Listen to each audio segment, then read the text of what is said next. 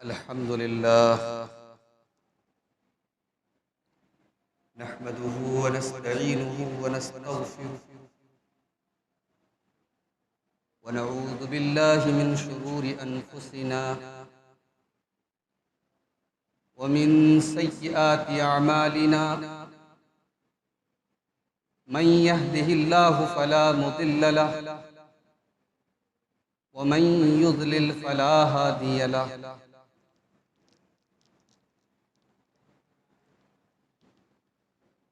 وأشهد أن لا إله إلا الله وحده لا شريك له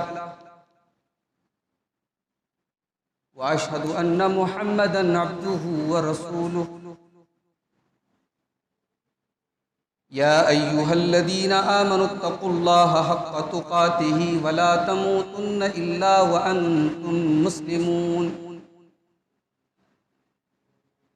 يا أيها الناس اتقوا ربكم الذي خلقكم من نفس واحدة وخلق منها زوجها وبث منهما رجالا كثيرا ونساء واتقوا الله الذي تساءلون به والأرحام إن الله كان عليكم رقيبا يا أيها الذين آمنوا اتقوا الله وقولوا قولا سديدا يصلح لكم أعمالكم ويغفر لكم ذنوبكم ومن يطع الله ورسوله فقد فاز فوزا عظيما أما بعد فإن خير الحديث كتاب الله وخير الهدي هدي محمد صلى الله عليه وسلم وشر الأمور محدثاتها وكل محدثة بدعة وكل بدعة ضلالة وكل ضلالة في النار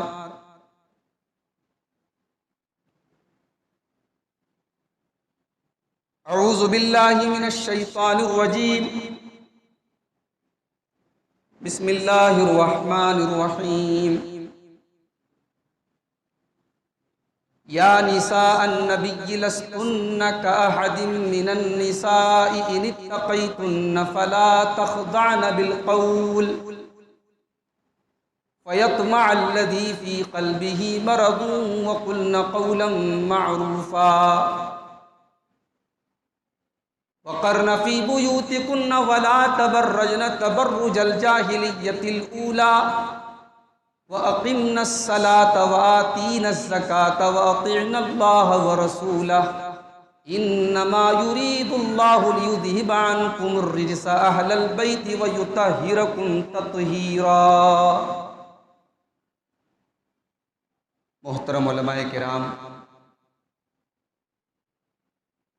بزرگوں اور دوستوں، مسجد اہل حدیث الاول میں آج کا یہ پروگرام اتحاد ابناء سلفیہ کی طرف سے منعقد کیا گیا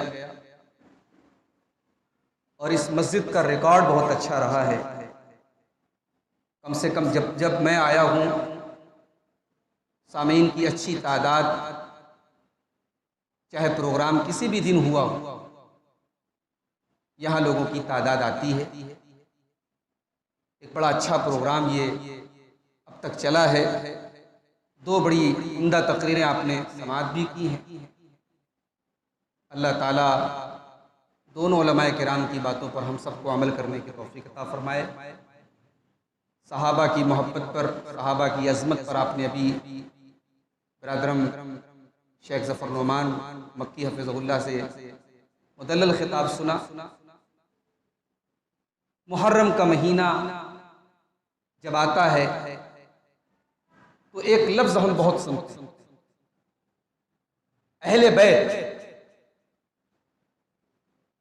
ماتم ہو رہا ہے، کیوں ہو رہا ہے بھائی؟ ہمیں اہل بیت سے محبت۔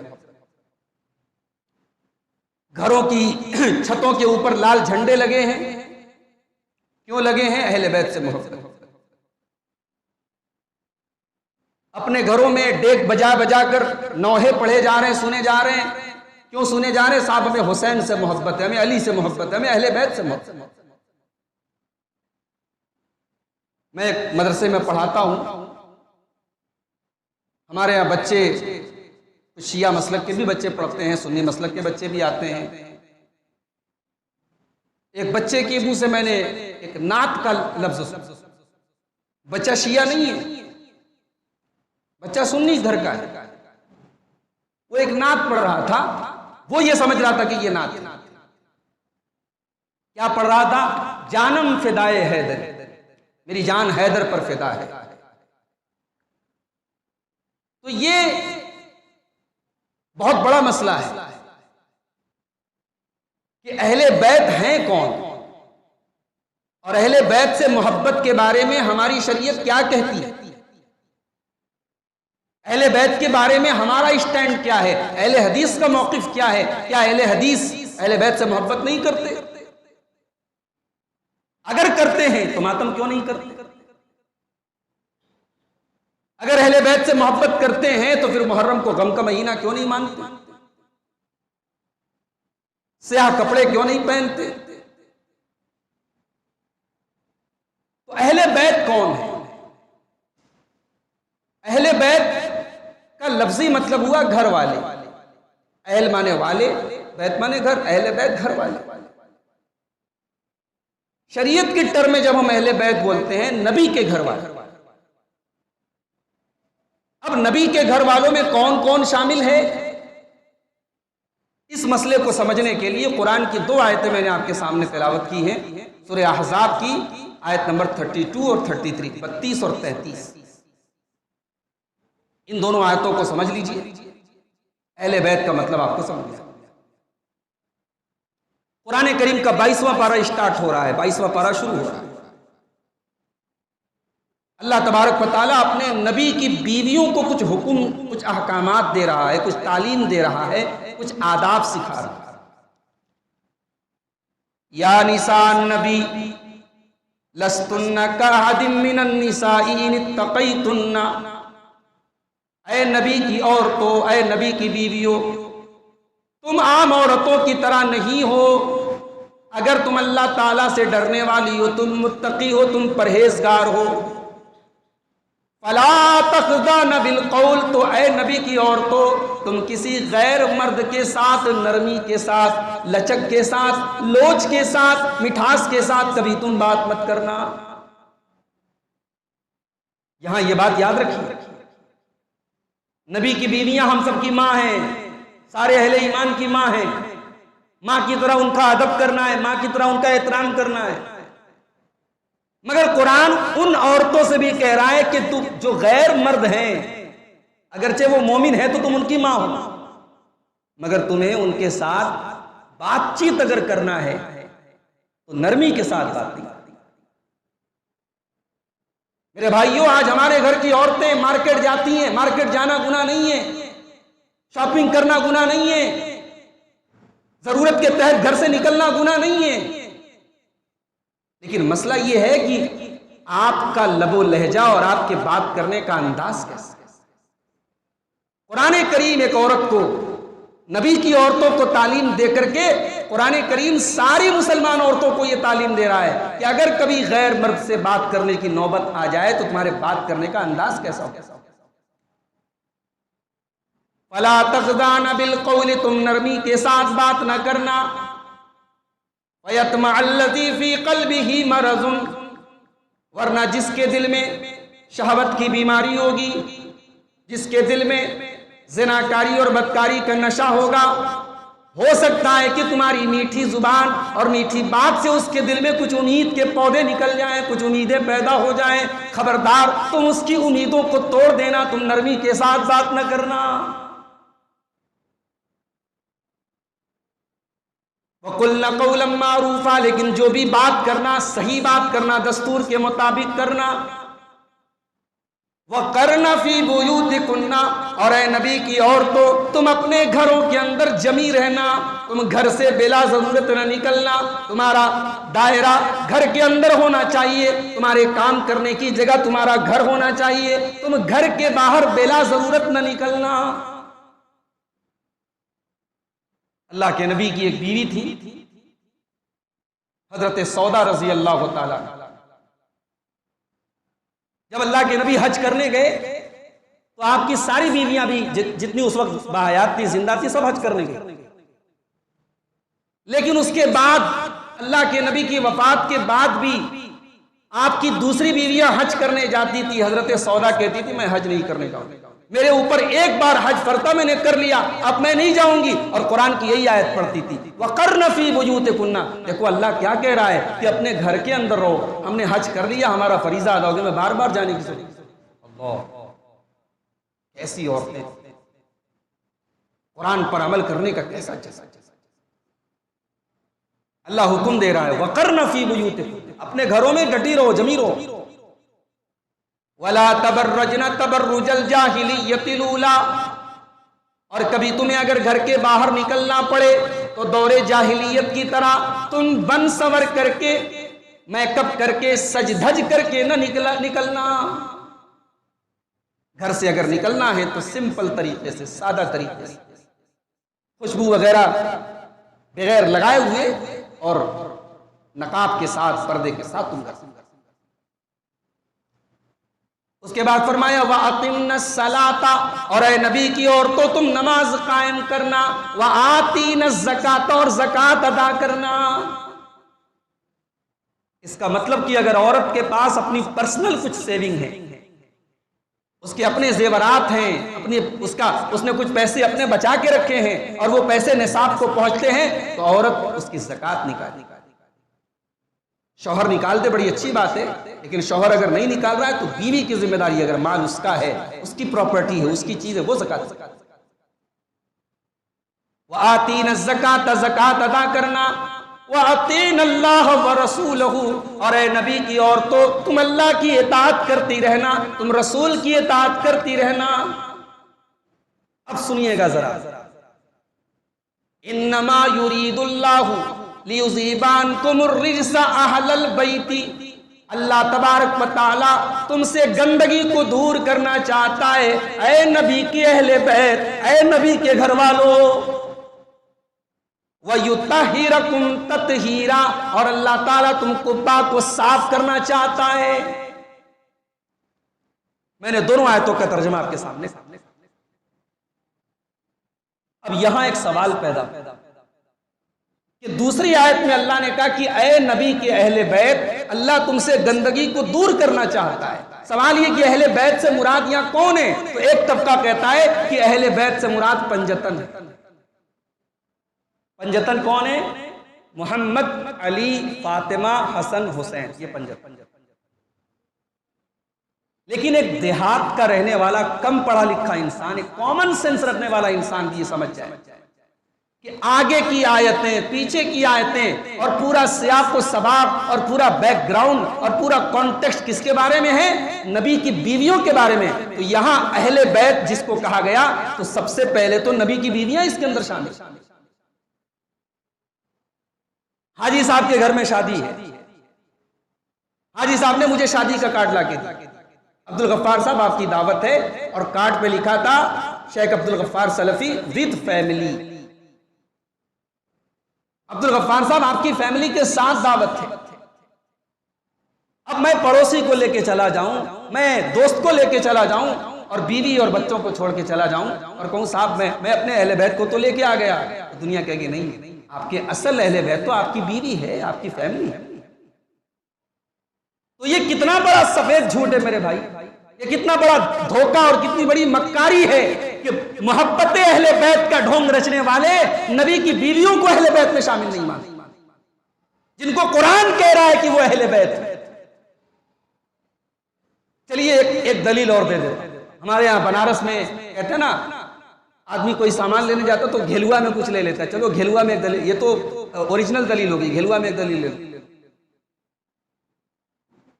قرآن کریم کا 11واں پارہ، سورہ ہود، حضرت ابراہیم کا واقعہ چل رہا ہے۔ اللہ کے فرشتے حضرت ابراہیم کے گھر آئے انسان کی شکل۔ ابراہیم علیہ السلام نے سمجھا کہ مہمان آئے ہیں، گوشت بنا کے لائے بچڑے کا، فرشتوں نے ہاتھ نہیں لگایا۔ ابراہیم علیہ السلام ڈر گئے، کون لوگ ہیں؟ انہوں نے کہا ہم فرشتے۔ پھر ان فرشتوں نے کہا کہ اے ابراہیم، ہم آپ کو بیٹے کی بشارت سنانے آئے ہیں۔ آپ کی بیوی سارہ جو وہیں پر کھڑی تھی، کہا ان سے آپ کو بیٹا پیدا ہوگا، اس کا نام اسحاق ہوگا، اور پھر اس کا بھی ایک بیٹا ہوگا آگے چل کر، اس کا نام یعقوب ہوگا۔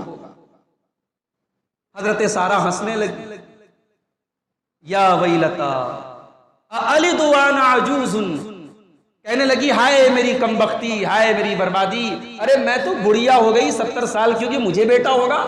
اس میرے جو شوہر ہیں یہ بوڑھے ہو گئے، ہمارے جیسے بڈھا بڈھی کو بیٹا ہوگا؟ کیا بات کر رہے ہو؟ حضرت سارہ ہنسنے لگی۔ تو فرشتوں نے کیا جواب دیا؟ قالوا اتعجبین من امر اللہ، فرشتوں نے کہا کہ اے سارہ، کیا تمہیں اللہ تعالیٰ کے حکم پر بھی تعجب ہو رہا ہے؟ جب اللہ تعالیٰ کا یہ حکم ہو چکا ہے، یہ فیصلہ ہو چکا ہے کہ تمہیں بیٹا پیدا ہوگا، تو پھر اس میں حیرت کرنے کی کوئی بات ہی نہیں ہے۔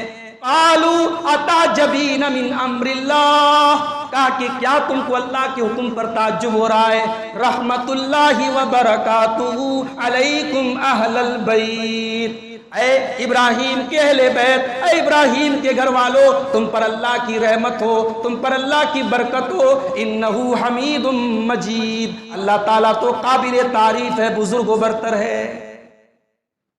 غور کیجیے، وہاں پہ صرف 2 لوگ موجود، حضرت ابراہیم اور ان کی بیوی سارہ، اور فرشتوں نے ابراہیم علیہ السلام اور ان کی بیوی سارہ سے کیا کہا؟ اے اہل بیت، اے ابراہیم کے اہل بیت۔ پتہ یہ چلا کہ کسی کی بیوی سب سے پہلے اس کے اہل بیت میں شامل۔ تو یہ مسئلہ 2+2=4 کے جیسے بالکل کلیئر ہو گیا، جیسے 2 2 4 ہوتا ہے، ویسے ہی جب ہم نبی کے اہل بیت بولتے ہیں تو نبی کے اہل بیت میں سب سے پہلے نبی کی بیویاں شامل۔ اب ایک اور حدیث اپنے سامنے رکھیں، یہ حدیث آپ کو ملے گی صحیح مسلم کے اندر۔ حدیث کے راوی کون ہیں؟ اللہ کے نبی کے بڑے بزرگ صحابی ہیں، جلیل القدر صحابی ہیں، حضرت زید ابن ارقم رضی اللہ عنہ۔ حضرت زید ابن ارقم کے پاس 3 تابعین آئے، تینوں کا نام کیا تھا؟ یزید بن حیان، حسین ابن صبرہ اور عمر بن مسلم۔ 3 تابعی آئے کس کے پاس؟ حضرت زید بن ارقم۔ بھئی اس زمانے میں نا موبائل نہیں تھا کہ جب دین کا علم حاصل کرنا ہو، دین کی بات سننی ہو تو یوٹیوب لگا لو سن لو۔ اس زمانے میں لوگ چل کر کے جاتے تھے علماء کے۔ آج تو ہم کو آسانی مل گئی ہے، علماء ہماری اسکرین پہ آ گئے، ہمارے موبائل پہ آ گئے، مگر پھر بھی ہمارے نوجوانوں کو بیچاروں کو جو ہے گانے بجانے اور الٹی سیدھی چیزیں سننے سے فرصت ہی نہیں ملتی۔ اس زمانے میں لوگ علماء کے پاس چل کے جاتے، اور اصول بھی یہی ہے کہ علماء کے پاس علم ہے اور آپ کو علم چاہیے تو اصول یہی ہے کہ پیاسا کنویں کے پاس جائے۔ اگر آپ کو کسی چیز کی معلومات حاصل کرنی ہے تو آپ علماء کے پاس چل کے جائیے، اصول تو یہی ہے۔ یہ الگ بات ہے ہم نے اس دور میں اصول بدل ڈالے، لیکن اصول یہی ہے۔ تو یہ 3 تابعین آئے حضرت زید بن ارقم، کہا کہ اے زید بن ارقم، لقد لقیت خیرا کثیرا، آپ اللہ کے نبی کے صحابی ہیں، آپ کو تو اللہ تعالیٰ نے بہت ساری بھلائیوں سے نوازا۔ لقیت رسول اللہ، آپ اللہ کے رسول سے ملاقات کر چکے ہیں۔ وسمعت منہ حدیثہ، آپ اللہ کے نبی کے حدیثوں کو سنتے تھے۔ وغزوت معہ، آپ نے نبی کے ساتھ غزوات میں شرکت کی ہے، جہاد کیا ہے۔ اے زید بن ارقم، ہمیں رسول اللہ کی کوئی ایسی حدیث سنا دیجئے جس کو ہم یاد کریں۔ حضرت زید بن ارقم نے کہا کبر سنی وقدم عہدی، میرے بھائیوں میں تو بوڑھا ہو گیا ہوں، میرا زمانہ بڑا پرانا ہو گیا ہے، میری یادداشت اب پہلے جیسی نہیں ہے، اگر میں کوئی چیز تم کو سنا رہا ہوں اس کو لے لو، اور جو چیز نہ سنا پاؤں چھوڑ دو، جتنا مجھے یاد ہے اتنا میں تم کو سنا۔ کہا کہ ایک مرتبہ اللہ کے رسول ایک تالاب کے پاس جو مکہ اور مدینہ کے بیچ میں تھا، اس تالاب کا نام تھا غدیر خرد، وہاں پر آپ کھڑے ہوئے خطبہ دینے کے۔ اور آپ نے خطبے میں لوگوں سے کہا ایھا الناس انما انا بشر، اے لوگوں میں انسان ہوں، یوشک ان یاتینی رسول ربی، ہو سکتا ہے کہ موت کا فرشتہ میرے پاس آ جائے، فاجیبا، اور میں اللہ کو پیارا ہوں۔ اے لوگوں میری موت کا وقت ہو سکتا ہے قریب آ گیا ہوں، میں اللہ کو پیارا ہو جاؤں۔ وَإِنِّي تَارِكٌ فِيكُمْ ثَقَلَيْنِ، میں دو بھاری چیزیں تمہارے درمیان چھوڑ کے جا، دو بھاری چیزیں، دو وزندار چیزیں، دو ایسی چیزیں جن کو سنبھالنا بڑا مشکل ہے، چھوڑ کے جا رہا ہوں۔ اولہما کتاب اللہ، پہلی چیز اللہ کی کتاب ہے، قرآن ہے، فیہ الہدی والنور، اس قرآن کے اندر ہدایت ہے، اس قرآن کے اندر روشنی ہے، فخذوا بہ واستمسکوا بہ، اس قرآن کو پکڑ لو، اس قرآن کو تھام۔ اللہ کے نبی نے لوگوں کو قرآن کے اوپر ابھارا۔ اس کے بعد آپ نے فرمایا وَأَهْلُ بَيْتِي، اور میں اپنے اہل بیت کو چھوڑ کے جا رہا ہوں، اذکرکم اللہ فی اہل بیتی، اذکرکم اللہ فی اہل بیتی، اذکرکم اللہ فی اہل بیتی۔ او لوگو، میں تمہیں اپنے اہل بیت کے بارے میں اللہ سے ڈرنے کی تلقین کرتا ہوں، میرے اہل بیت کے بارے میں تم اللہ سے ڈرتے رہنا، تم اللہ سے ڈرتے رہنا، تم اللہ سے ڈرتے رہنا۔ یہ 3 بار آپ نے یہ بات کہی۔ جب حضرت زید بن ارقم یہ حدیث سنا چکے تو حضرت حسین ابن صبرہ نے کہا کہ اے زید بن ارقم، ایک بات کی وضاحت چاہتا ہوں، الیس نساؤہ من اہل بیتہ، کیا اللہ کے نبی کی بیویاں آپ کے اہل بیت میں شامل نہیں ہیں؟ حضرت زید بن ارقم نے کہا نہیں ایسی کوئی بات نہیں ہے، نساؤہ من اہل بیتہ، اللہ کے رسول کی بیویاں تو آپ کے اہل بیت میں شامل ہیں، آلریڈی شامل ہیں۔ وَلَكِنْ أَهْلُ بَيْتِهِ مَنْ حَرُمَ عَلَيْهِ الصَّدَقَةَ، لیکن اصل میں اہل بیت کا مطلب یہ ہے کہ اللہ کے نبی کے خاندان کے وہ سارے لوگ جن کے اوپر صدقہ حرام ہے، جو صدقہ کا مال نہیں کھا سکتے، زکوٰۃ کا مال نہیں کھا سکتے۔ کون ہیں وہ لوگ؟ فرمایا وہ لوگ آل علی ہیں، آل عقیل ہیں، آل جعفر ہیں، آل عباس، یعنی اللہ کے رسول کے دادا عبد المطلب کے خاندان کے جتنے مسلمان لوگ ہیں وہ سب آپ کے اہل بیت ہیں۔ دوسری روایتوں سے یہ پتہ چلتا ہے کہ اللہ کے نبی کے پردادا ہاشم کی اولاد میں جتنے مسلمان ہیں وہ سب آپ کے اہل بیت ہیں۔ اور ایک اور روایت سے یہ معلوم ہوتا ہے کہ اللہ کے نبی کے پردادا کے ایک بھائی تھے مطلب کے خاندان کے جتنے لوگ مسلمان ہیں وہ سب اہل بیت ہیں۔ تو یہ سارے کے سارے لوگ، نبی کا یہ پورا خاندان، آپ کے دادا کی اولاد، آپ کے پردادا کی اولاد، آپ کے چچیرے پردادا کی اولاد، اس میں جتنے مسلمان ہیں وہ سب آپ کے اہل بیت میں شامل ہیں۔ اب ظاہر ہے حضرت علی رضی اللہ تعالیٰ عنہ اللہ کے نبی کے چچا ابو طالب کے بیٹے ہیں، وہ بھی آپ کے اہل بیت میں شامل ہیں۔ حضرت عباس آپ کے چچا ہیں، وہ بھی آپ کے اہل بیت میں شامل ہیں۔ حضرت عقیل آپ کے چچا ہیں، وہ بھی آپ کے اہل بیت میں شامل ہیں۔ تو آپ کے جتنے چچا ہیں ان کی جو خاندان ہے وہ سب آپ کے اہل بیت میں شامل ہیں۔ لیکن جن کو پنجتن کہا جاتا ہے، اللہ کے رسول کے علاوہ جو 4 لوگ ہیں، حضرت علی، حضرت فاطمہ، حضرت حسن اور حسین، یہ لوگ بھی اہل بیت میں شامل ہیں۔ یہ مسئلہ بھی یاد رکھیں۔ اور بڑی عجیب بات آپ کو بتاؤں، محرم کے مہینے میں اہل بیت کی فضیلت پر جو لوگ تقریر کرتے ہیں ان کے منہ سے کبھی جھوٹے منہ بھی حضرت عائشہ کا نام آپ نہیں سنے۔ حضرت عائشہ سے بغض رکھتے ہیں وہ لوگ۔ مگر آپ کو بڑی عجیب بات بتانے جا رہا ہوں کہ ان 4 کی فضیلت پر، حضرت علی، حضرت فاطمہ، حضرت حسن، حضرت حسین، ان 4 لوگوں کی فضیلت پر جو سب سے ٹاپ کی حدیث ہے، اس کو حدیث قصہ کہا جاتا ہے۔ ہمارے شیعہ بھائیوں کے ہاں نکاح کے موقع پر حدیث قصہ ضرور پڑھی جاتی ہے، ان کے عقیدے میں یہ حدیث شامل ہے۔ ہماری کتابوں میں، اہل سنت کی کتابوں میں ٹاپ کی کتاب ہے صحیح بخاری، اور اس کے بعد ٹاپ کی کتاب ہے صحیح مسلم۔ صحیح مسلم کے اندر یہ حدیث موجود ہے، اور حدیث کی راویہ کون ہے؟ اماں عائشہ ہے۔ اماں عائشہ فرماتی ہے اللہ کے پیارے نبی ایک دن صبح نکلے، وعلیہ مرط مرحل من شعر اسود، اللہ کے نبی کالے کلر کی، بلیک کلر کی ایک چادر اوڑے ہوئے تھے۔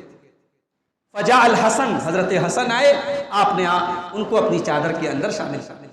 پھر حضرت حسین آئے، آپ نے ان کو اپنی چادر میں شامل کر دیا، پھر حضرت فاطمہ آئیں، ان کو آپ نے شامل کیا، پھر حضرت علی آئے، ان کو بھی آپ نے اپنی چادر میں شامل کیا۔ اپنی چادر کے اندر ان چاروں کو آپ نے لینے کے بعد فرمایا، قرآن کی یہی آیت پڑھی، انما یرید اللہ لیذھب عنکم الرجس اہل البیت ویطہرکم تطہیرا، کہ اللہ تبارک و تعالیٰ، اے نبی کے اہل بیت، اللہ تبارک و تعالیٰ تم سے گندگی کو دور کرنا چاہتا ہے اور تمہیں خوب پاک اور صاف کرنا چاہتا ہے۔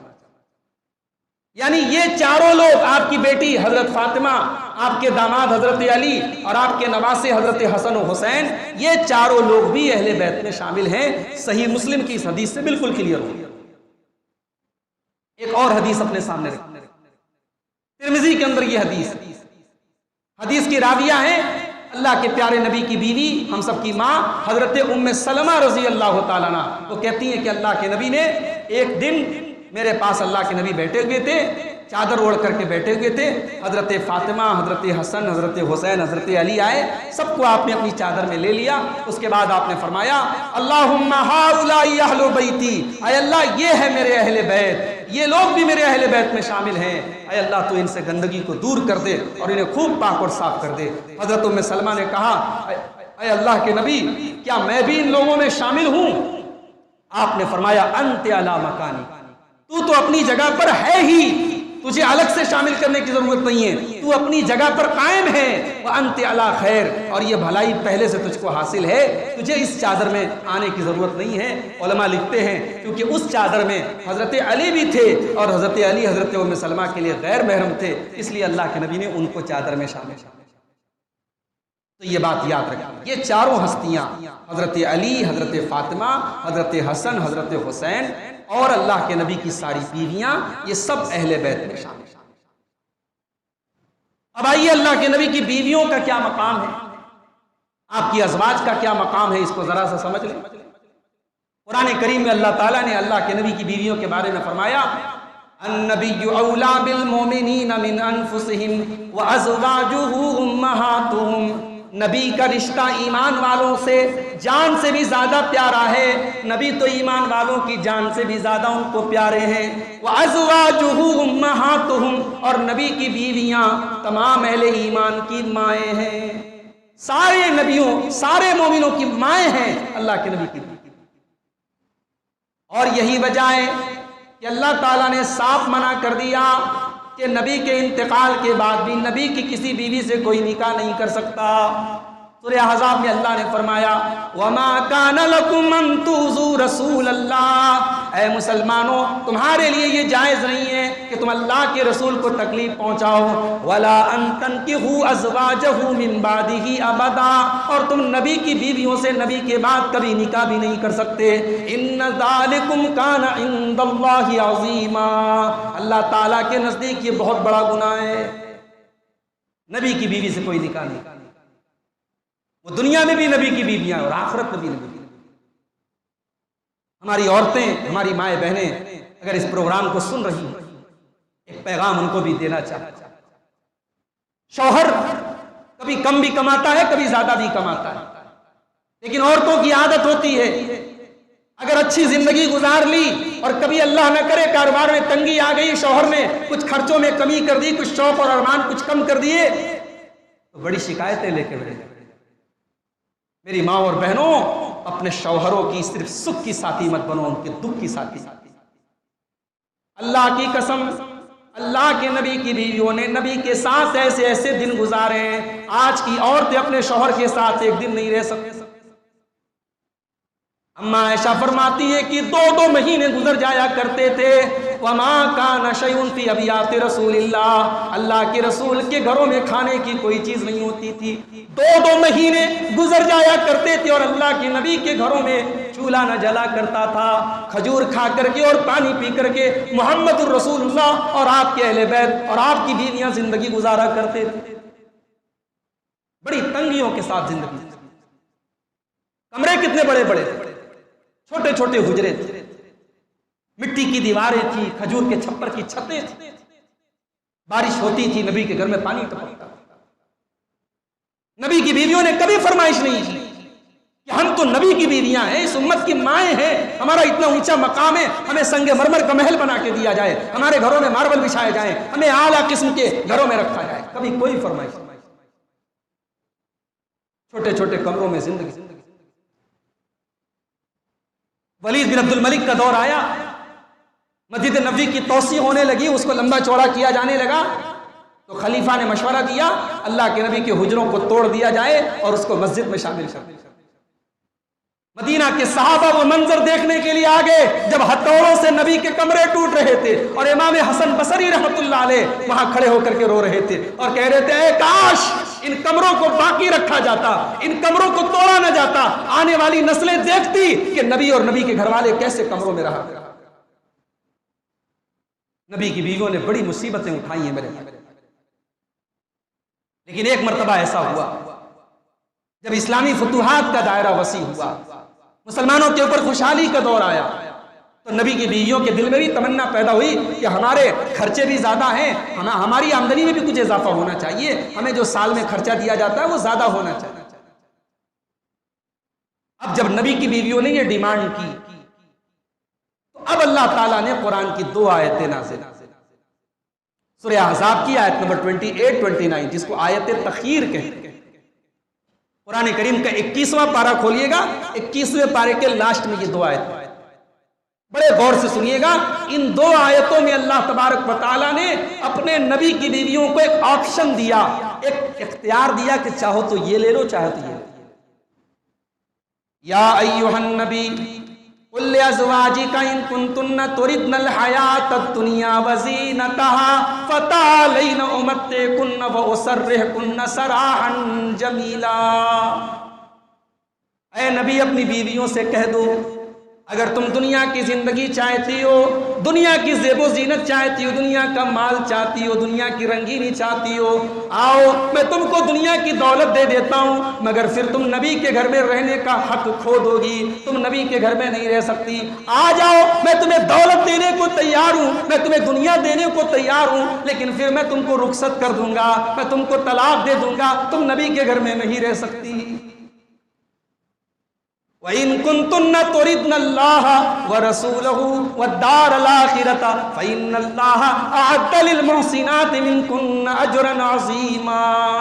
اور اے نبی کی عورتوں اگر تم اللہ سے محبت کرتی ہو، رسول سے محبت کرتی ہو اور آخرت میں اپنا گھر بنانا چاہتی ہو تو نیکی کے کام کرتی رہو، اللہ نے تمہارے لیے بہت بڑا ثواب تیار کر کے رکھا ہے. جب قرآن کی یہ 2 آیتیں نازل، اللہ کے پیارے نبی سب سے پہلے اپنی بیوی، سب سے محبوب بیوی، سب سے زیادہ محبت جس سے کرتے تھے آپ اما عائشہ رضی اللہ تعالیٰ عنہا، ان کے پاس اللہ کے نبی آئے اور کہا عائشہ ایک بات کہنی ہے تم، مگر اس بات میں تم جلد بازی مت کرنا، تم اپنے ماں باپ سے مشورہ کرنے کے بعد فائنل ڈیسیزن لینا، تم جلد بازی مت.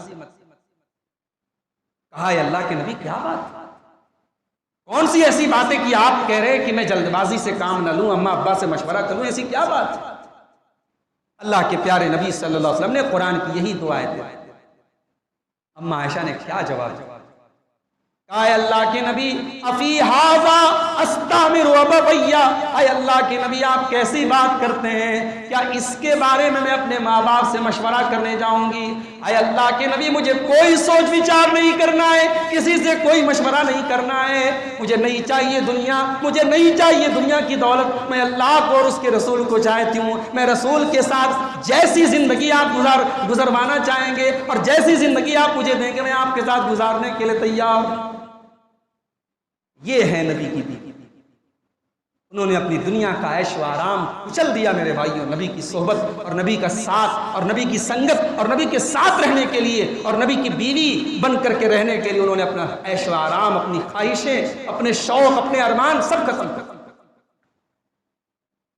اس کے بعد اور آگے بڑھ گئے، اہل بیت میں اللہ کے نبی کی بیٹی حضرت فاطمہ بھی شادی. حضرت فاطمہ کا کیا مقام ہے؟ بخاری شریف کی روایت ہے اللہ کے پیارے نبی کا آخری وقت ہے، حضرت فاطمہ آپ سے ملنے کے لیے آتی ہیں. حدیث کے الفاظ ہیں، اما عائشہ روایت کرتی ہیں جب حضرت فاطمہ آتی ہیں ما کانت تخفی مشیتها من مشیت رسول اللہ، فاطمہ کے چلنے کا انداز بالکل رسول کے چلنے کے جیسا تھا۔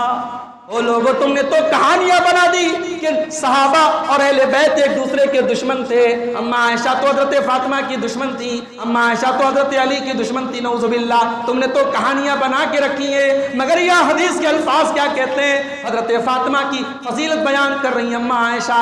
اما عائشہ کہتی ہیں کہ فاطمہ کے چلنے کا انداز بالکل ویسا ہی تھا جیسے رسول اللہ کے چلنے کا انداز تھا۔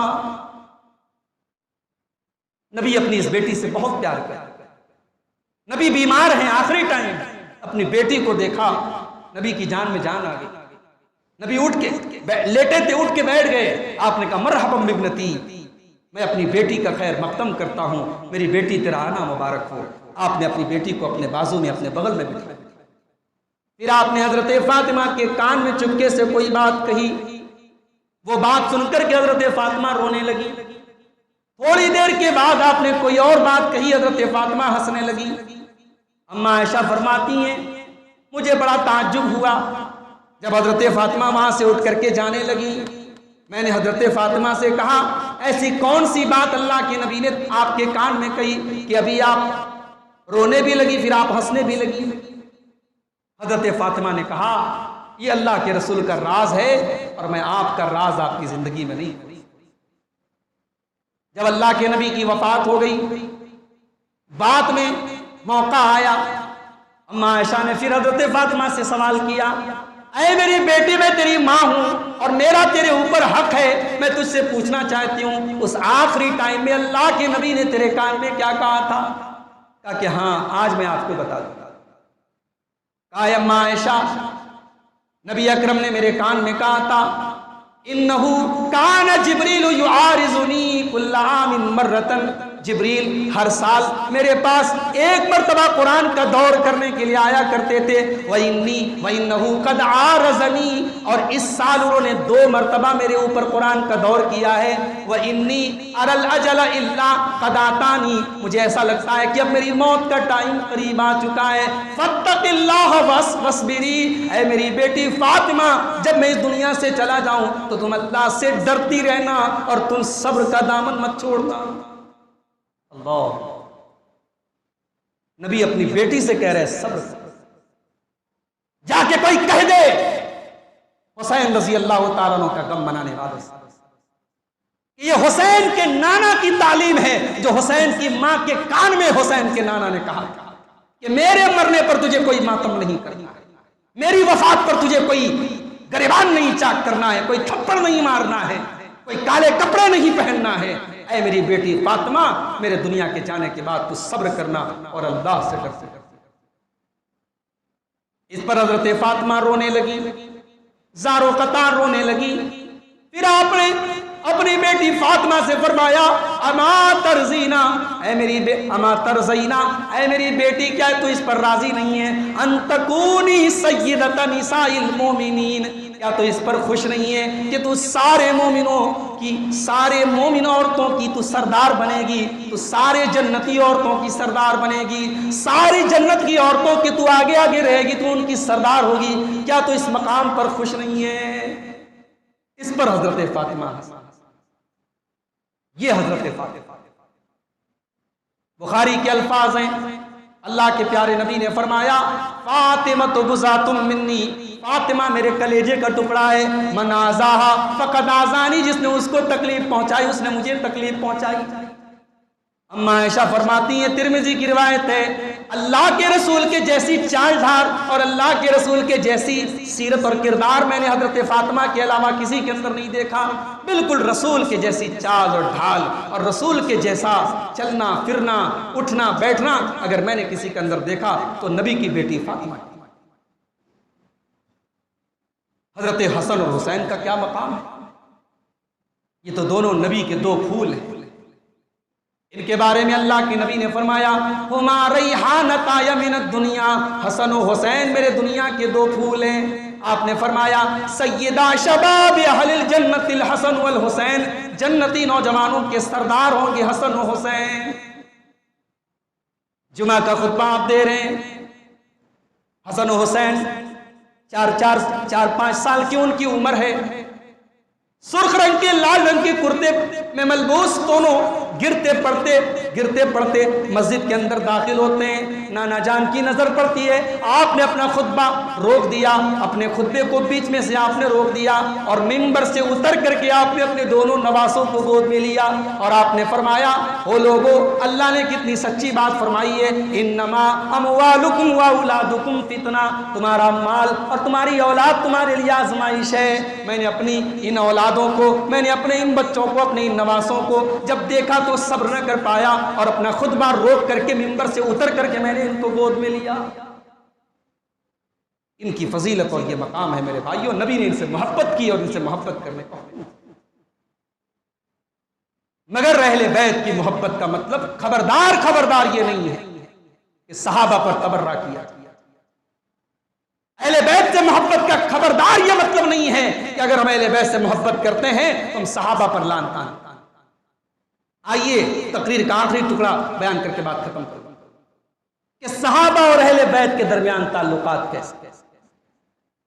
حضرت ابوبکر صدیق رضی اللہ تعالیٰ عنہ خلیفہ ہوئے، خلیفہ ہونے کے بعد ان کے پاس نبی کی بیٹی حضرت فاطمہ آتی ہیں اور کہتی ہیں کہ میرے باپ کی وراثت میں بیٹی ہونے کے ناطے میرا حق ہے، میں اپنا حق لینے کے لیے۔ حضرت ابوبکر صدیق کہتے ہیں، اے فاطمہ، اللہ کے پیارے نبی نے فرمایا، نحن الانبیاء لا نورث ما ترکنا صدقہ۔ اللہ کے پیارے نبی نے فرمایا، ہم نبی اپنی وراثت نہیں چھوڑتے، ہم جو چھوڑ کے جائیں وہ صدقہ ہوتا ہے۔ جو مال اللہ کے نبی نے چھوڑا ہے اس مال میں سے آل محمد کھا سکتے ہیں جیسے نبی کے دور میں کھایا کرتے تھے۔ واللہ لا اغیر شیئا، لیکن میں اس کے اندر کوئی چینجنگ نہیں کروں گا۔ جس طریقے سے نبی کی زندگی میں وہ سارا مال استعمال ہوتا تھا آج بھی استعمال ہوگا، میں وہ آپ کو ہینڈ اوور نہیں کر سکتا، میں آپ کو نہیں دے سکتا، کیونکہ نبی کی وراثت تقسیم نہیں ہوتی۔ حضرت علی رضی اللہ تعالیٰ عنہ وہ بھی آئے تھے حضرت فاطمہ کے، وہ کھڑے ہو کر کے اپنی فضیلت بیان کرنے لگے اور رسول اللہ صلی اللہ علیہ وسلم کے ساتھ اپنی رشتہ داری کا ذکر کرنے لگے۔ جیسے انہوں نے رشتہ داری کا ذکر کیا، حضرت ابوبکر صدیق نے کہا، اے علی، والذی نفسی بیدہ لقرابت رسول اللہ احب الی من ان اصل قرابتی۔ اے علی، کیا بات کرتے ہو تم؟ رسول اکرم کی رشتہ داری کی بات کر رہے ہو؟ اس اللہ کی قسم جس کے ہاتھ میں ابو بکر کی جان ہے، میں اپنے رشتہ داروں سے بڑھ کر کے نبی کے رشتہ داروں کی قدر کرتا ہوں۔ میں اپنی رشتہ داری کو بعد میں جوڑتا ہوں، نبی کی رشتہ داری کو پہلے جوڑتا ہوں۔ مجھ سے آپ اس رشتہ داری کی کوئی شکایت مت کیجئے، میں تو نبی کے رشتہ داروں کو اپنے رشتہ داروں سے زیادہ مانتا ہوں۔ یہ صحابہ ہیں جن کا اہل بیت کے ساتھ یہ تعلق تھا۔ ابو بکر صدیق کہا کرتے تھے، ارقبوا محمدا فی اہل بیتہ، محمد صلی اللہ علیہ وسلم کے اہل بیت کا دھیان رکھنا۔ جب حضرت فاطمہ بیمار ہوئی، آخری ٹائم آیا، حضرت ابو بکر صدیق نے اپنی بیوی حضرت اسماء بنت عمیس سے کہا، جاؤ، نبی کی بیٹی بیمار ہیں، جاؤ ان کی عیادت کرو، ان کی تیمارداری کرو، ان کا خیال کرو۔ اور جب حضرت فاطمہ کا انتقال ہوا، ان کو نہلانے میں، ان کو کفنانے میں آگے اگر کوئی تھا تو حضرت اسماء بنت عمیس تھی، حضرت ابو بکر کی بیوی تھی۔ پھر جب حضرت ابو بکر کا انتقال ہوا تو حضرت ابو بکر کی بیوہ حضرت اسماء بنت عمیس، ان سے شادی کی حضرت علی نے۔ تم کہتے ہو دشمنی تھی، یہاں شادیاں ہو رہی۔ ابو بکر صدیق کی بیوہ سے کس نے شادی کی؟ حضرت علی نے شادی کی، اور ان سے حضرت علی کو ایک بیٹا بھی ہوا، اس کا نام یحییٰ۔ اور آگے بڑھے، حضرت عمر فاروق رضی اللہ تعالیٰ عنہ، ان سے تو بڑا بغض ہے اہل تشیع، ان کے نام سے تو بڑی چڑ ہے ان لوگوں کو جو اہل بیت کی محبت کا ڈھونگ کرتے ہیں۔ کیا حضرت عمر رضی اللہ تعالیٰ عنہ نعوذ باللہ اہل بیت سے نفرت کرتے تھے؟ ارے اگر کوئی نفرت ہوتی، کوئی عداوت ہوتی تو حضرت عمر نے شادی کی تھی حضرت علی کی بیٹی ام کلثوم بنت علی۔ کوئی اپنے دشمن کو بیٹی دیتا ہے کیا؟ کوئی دشمن کو داماد بناتا ہے؟ علی نے داماد بنایا حضرت عمر فاروق کو، حضرت علی کی بیٹی ام کلثوم حضرت عمر کے نکاح میں آتی۔ اور جب حضرت عمر کی شہادت ہوئی اور حضرت عمر کا آخری ٹائم ہے، عبداللہ ابن عباس کہتے ہیں، بخاری کی روایت ہے، میں کھڑا ہوا تھا، میرے پیچھے کوئی انسان آیا، اس نے میرے کندھے پر اپنی کہنیوں کو رکھا اور اس نے حضرت عمر کو دیکھ کر کے کہا کہ میں امید کرتا ہوں کہ اے عمر، اللہ تعالیٰ آپ کو آپ کے دونوں ساتھیوں کے ساتھ رکھے گا۔ اے عمر، اللہ آپ کو آپ کے دونوں ساتھیوں کے ساتھ، اللہ کے رسول کے ساتھ اور حضرت ابو بکر کے ساتھ رکھے گا، کیونکہ میں نے اللہ کے رسول کی زبان سے یہ جملہ اکثر سنا ہے کہ میں نے یہ کیا، ابو بکر نے یہ کیا اور عمر نے یہ کیا، میں وہاں گیا، ابو بکر وہاں گئے اور عمر وہاں گئے۔ میں نے اکثر اللہ کے نبی کی زبان سے اے عمر آپ کا بھی نام سنا ہے، مجھے امید ہے کہ اللہ آپ کو آپ کے ساتھیوں کے ساتھ رکھے گا۔ عبداللہ ابن عباس نے پلٹ کر کے دیکھا تو کہا میرے پیچھے علی بن ابی طالب، تم نے قصے گڑے ہیں، تم نے دشمنیوں اور نفرت کی داستانیں بنائی ہیں، ورنہ اہل بیت اور صحابہ میں کوئی دشمنی نہیں۔ کوئی دشمنوں کے نام پر اپنے بچوں کے نام رکھتا ہے۔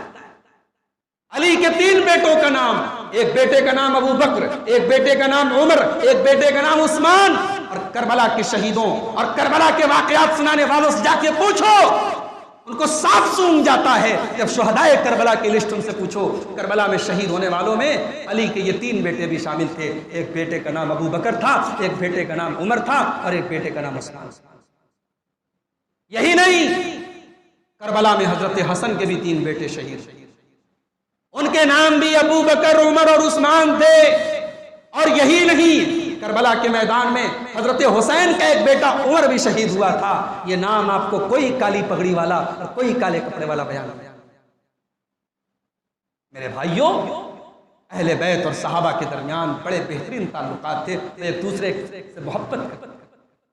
اما عائشہ جو اہل بیت کے سردار اور اہل بیت کے سربراہ جناب محمد الرسول اللہ صلی اللہ علیہ وسلم کی سب سے محبوب بیوی ہیں، آج اہل بیت سے محبت کرنے والے حضرت عائشہ کا نام ادب سے نہیں لیتے، حضرت عائشہ کے نام کی بے حرمتی کرتے ہیں۔ کوئی جا کے ان سے پوچھے تم کتنے بڑے نوٹنکی باز ہو، تم کتنے بڑے ڈھونگی ہو، تم کتنے بڑے ڈرامے باز ہو کہ تم جس کے اہل بیت کی محبت کا یہ ڈھونگ رچا رہے ہو، وہ نبی جس بیوی سے سب سے زیادہ محبت کرتا تھا، آج اس بیوی کا نام تم بدتمیزی کے ساتھ۔